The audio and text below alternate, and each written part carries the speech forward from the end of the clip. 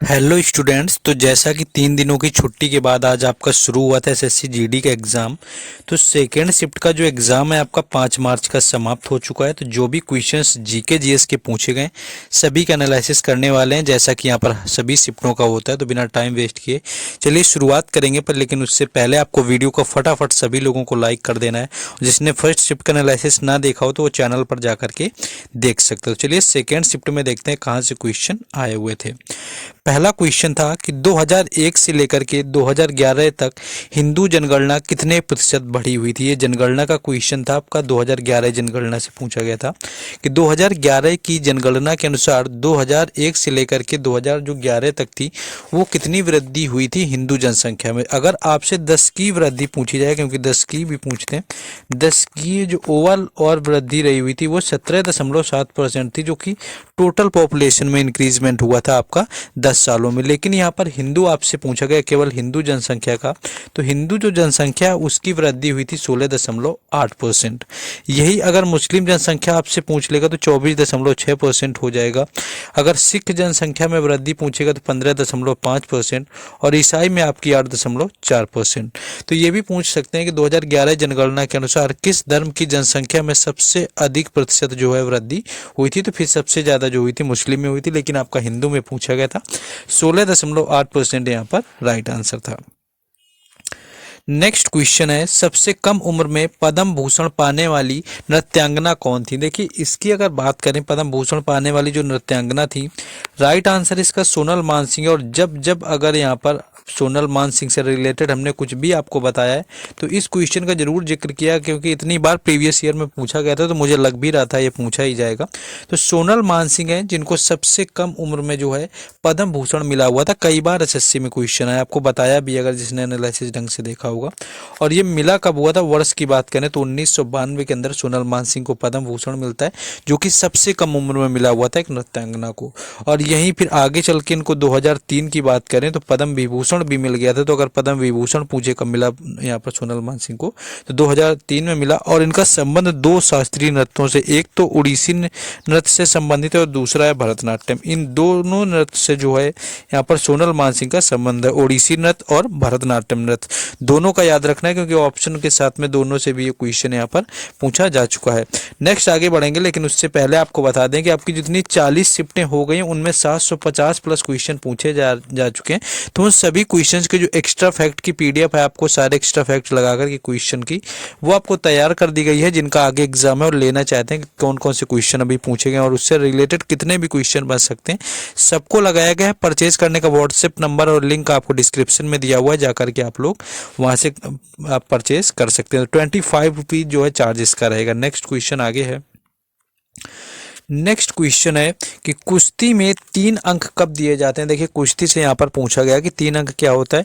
दरअसल क्या होता है कि आपके गिरावट के आधार पर होता है। जब प्रतिद्वंदी गिरता है तो अगर वो 5 सेकेंड तक के लिए गिरता है तो यहाँ पर क्या होता है कि 3 अंक दिए जाते हैं। और 5 सेकेंड से कम यानी कि 3 सेकेंड तक के लिए अगर प्रतिद्वंदी गिरता है तो यहाँ पर फिर 2 अंक दिए जाते हैं। तो यहाँ पर क्या होता है, जब प्रतिद्वंदी जो होता है वो 5 सेकेंड से अधिक के लिए जब गिरता है जाकर के 5 सेकेंड तक कम से कम, तब जो होता है 3 अंक आपके फ्री स्टाइल कुश्ती के अंतर्गत दिए जाते हैं। नेक्स्ट आगे क्वेश्चन देखेंगे। नेक्स्ट क्वेश्चन आपका पूछा गया कि 2018 के एशियाई खेलों के ध्वजवाहक कौन थे। ये क्वेश्चन आपका पूछा गया था 2018 वाला। आपको पता ही होगा कि 2018 के जो एशियाई खेल हुए थे जकार्ता में हुए थे, और कई बार इससे रिलेटेड अभी तक क्वेश्चन पूछे जा रहे हैं। 2018 वाले से पूछे भी जाते हैं, हमने आपको हर बार एनालिसिस में बताया हुआ है। अगर बात करें उद्घाटन समारोह की, आपको याद रख लेना। अगर उद्घाटन की बात करें तो उद्घाटन में रहे हुए थे नीरज चोपड़ा, जो कि इसके ध्वजवाहक थे। लेकिन वहीं अगर समापन के आपसे पूछे तो समापन के जो ध्वजवाहक थी वो थी रानी रामपाल। और रानी रामपाल के बारे में तो सभी को पता होगा, हॉकी से संबंधित खिलाड़ी हैं। और जो नीरज चोपड़ा है ये भाला फेंक से संबंधित है। तो उद्घाटन समारोह में नीरज चोपड़ा, और उसके बाद क्या होता है यहाँ पर रानी रामपाल रही हुई थी दूसरी बार। और आपके देखिए आपके 2 बार जो है भारत में हो चुका है। आपके पहले जो 1951 में जब शुरू हुए थे एशियाई खेल, तब वो आपके भारत में आयोजित हुए थे। फिर आपके 1982 के समय पर फिर से जो है भारत में आयोजन हुआ। तो अगर पूछे तो 2 बार जो है भारत के अंदर आयोजन हो चुका है एशियाई खेलों का। लेकिन राष्ट्रमंडल खेलों का सिर्फ 1 बार हुआ है, जो कि 2010 में हुआ था। 2010 में सिर्फ 1 बार राष्ट्रमंडल खेल का आयोजन हुआ है। एशियाई खेल 2 बार खेले गए हैं। नेक्स्ट आपका था कि तीव्र औद्योगिकीकरण किस योजना पर आधारित है। देखिए यहाँ पर आपकी जो तीव्र गति से औद्योगिक वृद्धि हुई थी वो किस पंचवर्षीय योजना में आई हुई थी, ऐसा करके कुछ क्वेश्चन आया हुआ था। अगर वृद्धिकरण का पूछा गया तो दूसरी जो है आपकी फिर हो जाएगा राइट आंसर, जिसमें क्या था कि तीव्र औद्योगिकीकरण पर ध्यान दिया गया, और लेकिन जो पहली पंचवर्षीय योजना थी उस पर ध्यान दिया गया, उसमें कृषि के ऊपर। तो जो दूसरी थी आपकी, दूसरी की बात करें तो ये आपको पता ही होगा कि ये आधारित थी महालनोबिस मॉडल पर, और दूसरी आपकी हेराल्ड डोमर मॉडल पर। तो पहली वाली में कृषि पर जोर दिया गया था, दूसरी वाली जो रही हुई थी उसमें जोर दिया गया था औद्योगिकीकरण के ऊपर। नेक्स्ट क्वेश्चन है, इन सभी क्वेश्चंस के जब आपके शाम को कलेक्ट हो जाएं चारों शिफ्टों के, तो उनको कलेक्ट करके आंसर के साथ में आपको पीडीएफ प्रोवाइड कराई जाएगी, वो टेलीग्राम चैनल और व्हाट्सएप ग्रुप पर, जिनके लिंक आपको डिस्क्रिप्शन में दिए गए हैं, तो वहां से जुड़ जाइए, क्योंकि वहां पर आपको बाकी सारी अपडेट भी मिलती रहती है। नेक्स्ट एक चंद्रगुप्त से क्वेश्चन पूछने को मिला था कि चंद्रगुप्त ने किस साम्राज्य की स्थापना करी हुई थी। देखिए अगर चंद्रगुप्त अगर आपसे मोड़ दिया तो आप गुप्त साम्राज्य इसको नहीं समझ लेंगे, क्योंकि गुप्त की जो स्थापना है वो श्री गुप्त ने करी हुई थी, और वो ईसवी में जाकर के हुआ था। लेकिन चंद्रगुप्त ने जिसकी स्थापना करी हुई थी वो 322 ईसा पूर्व में करी हुई थी। बहुत अंतर है, इतना ध्यान रखना है। और जो स्थापना करी हुई थी वो करी हुई थी मौर्य वंश की। चंद्रगुप्त मौर्य ने मौर्य वंश की स्थापना करी 322 ईसा पूर्व में, और मगध में इससे पहले नंद वंश था जिसके अंतिम शासक घनानंद को हराया, और मौर्य वंश का जो अंतिम शासक था वो रहा हुआ था वृद्धरथ, और वृद्धरथ को हराया हुआ था पुष्यमित्र शुंग ने, और फिर स्थापना करी शुंग वंश की। ये सारे क्वेश्चन कहीं ना कहीं घुमा के आपके एसएससी जीडी एग्जाम में अभी आपके पूछे जा चुके हैं। नेक्स्ट एक कुछ वीरता पुरस्कार से रिलेटेड क्वेश्चन आया हुआ था कि वीरता पुरस्कार पाने वाली दूसरी महिला जो चीफ एयर मार्शल कौन बनी हुई है। देखिए ये क्वेश्चन आपका लास्ट ईयर का करंट का था, एग्जैक्ट क्वेश्चन आपका था क्या है उसमें, क्योंकि दीपिका जो मिश्रा थी यानी कि विंग कमांडर दीपिका मिश्रा को जो है पिछले साल 2023 में वीरता पुरस्कार दिया गया था, जो कि पहली महिला बनी हुई थी एयरफोर्स के अंदर। लेकिन अगर कोई ये पूछे कि एयर चीफ मार्शल के पद पर पहुंचने वाली दूसरी महिला कौन है, तो वो साधना है, जो कि एक दिन क्वेश्चन और भी पूछा जा चुका है। ये आपका पूछा गया था कि जो दूसरी महिला है वो साधना है, और पहली कौन थी तो पहली अगर बात करें कौन सी थी तो वो थी पद्मा बंदोपाध्याय।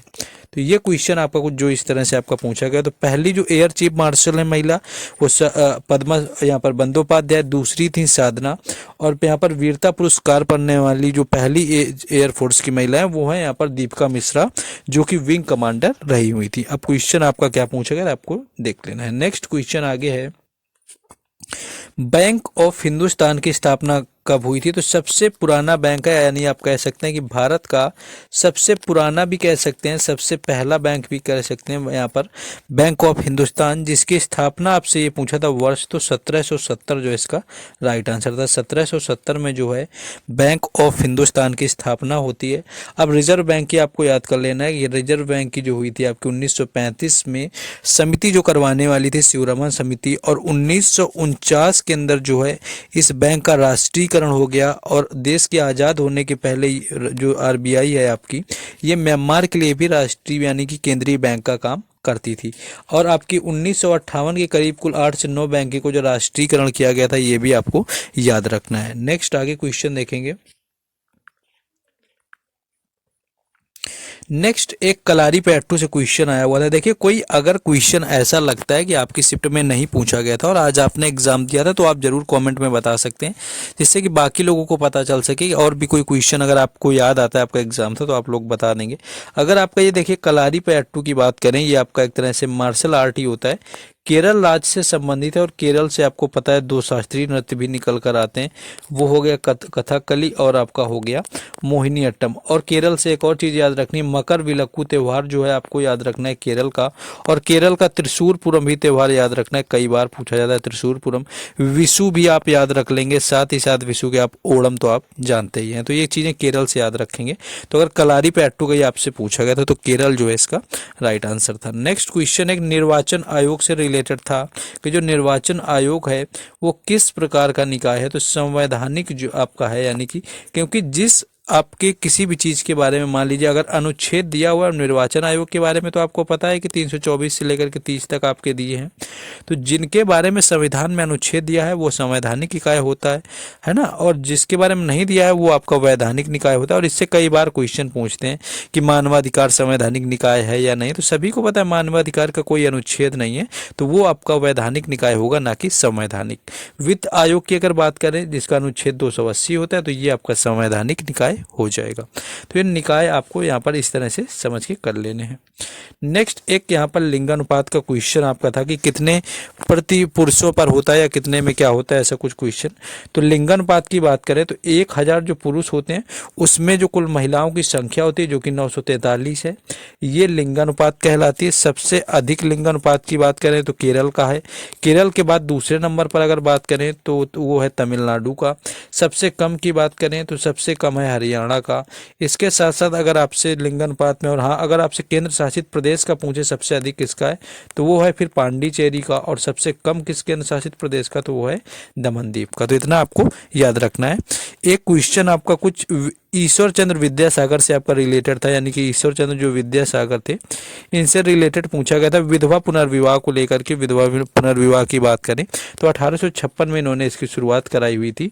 ईश्वर चंद्र विद्यासागर ने 1856 में विधवा पुनर्विवाह की। बाकी पोंगल से आपका एक क्वेश्चन ये था कि पोंगल में किस फसल की कटाई पर होता है, तो धान वगैरह आपको ऑप्शन में होगा, जो कि राइट आंसर था। पोंगल तमिलनाडु का त्यौहार है और फसल कटाई से आपका संबंधित है।